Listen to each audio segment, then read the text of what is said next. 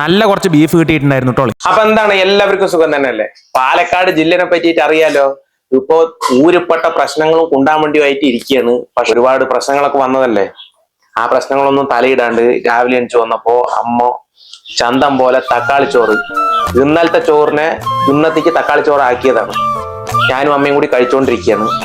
കുടിക്കുന്ന കഞ്ഞിക്ക് തൊയിലുമില്ലെങ്കിലും ഇതൊക്കെ മാറി നല്ല പോലെ ഒരു ഓണം നമുക്ക് എല്ലാവർക്കും ഉണ്ടാവും എന്നുള്ള പ്രതീക്ഷയിലാണ് ഞാൻ ഉണ്ട് കഴിഞ്ഞപ്പോഴേക്കും ബീഫ് ഒന്ന് തിളച്ചു. പിന്നെ ഉള്ളി അരിഞ്ഞു. ഉള്ളിന്റെ കൂടെ ഇഞ്ചിയും വെളുത്തുള്ളിയും ചതച്ചെടുത്തു. ചെടുക്കനെ തേങ്ങ ചെത്തിയെടുത്തു. കുമ്പക്കളിക്ക് വിസിലടിക്കും പോലെ കുക്കർ വിസിലടിച്ചപ്പോൾ എണ്ണ ചൂടായി. ഉലുവയിട്ടു. ഇഞ്ചിയും വെളുത്തുള്ളിയും അതിലേക്ക് വാരി വാരി ഇട്ടു. 4 ഇളക്കിളക്കി. പിന്നാലെ അരിഞ്ഞു വെച്ച വലിയ ഉള്ളി ഇട്ടും ഒരു 4 ഇളക്കിളക്കി. കറിവേപ്പിലയും മല്ലിയിലയും പിച്ച് പിച്ചിട്ടും പിന്നെയും ഇളക്കി ഒരു 4 ഇളക്ക്. ചെടുക്കനെ ഇളക്കി. മാനത്തമ്പളി മാമനെ പോലെ മാതൃകയാക്കി തേങ്ങാക്കൊത്തിട്ടിട്ട് പിന്നെയും ഇളക്കി. ഉപ്പിട്ടു, മഞ്ഞപ്പൊടി ഇട്ടു, മുളക് പൊടി ഇട്ടു, മല്ലിപ്പൊടി ഇട്ടു. വിടാണ്ട് ഇളക്കിക്കൊണ്ടേയിരുന്നു. ഇളക്കടാ ഇളക്ക്. കുക്കറിൽ വേവിച്ച ബീഫിനെ തൂക്കിയും കണ്ട് ഈ ഇളക്കണേൻ്റെ ഇടയിൽ കൊണ്ടുപോയിട്ടിട്ട് വീണ്ടും ഇളക്കി.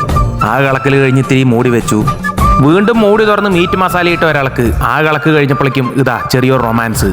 വേവ് നോക്കണ റൊമാൻസിന്റെ ഇടയിൽ കൂടെ ചെടുക്കാൻ ചെറിയ ഉള്ളി അരിഞ്ഞു വെച്ചും കണ്ട് അതിന് എണ്ണയും മൂപ്പിച്ചു. ഈ ബീഫ് പെരളലിലിട്ടിട്ട് നല്ലൊരു ഇളക്കി. അപ്പോൾ എന്തായാലും ബീഫൊക്കെ വന്ന സ്ഥിതിക്ക് ഞാൻ പോണു. നിങ്ങളുടെ വീട്ടിൽ എന്താണ് ഇന്നത്തെ സ്പെഷ്യൽ എന്നറിയില്ല. കാര്യങ്ങളൊക്കെ ചെടുക്കനാകട്ടെ. ശരി എന്നാ.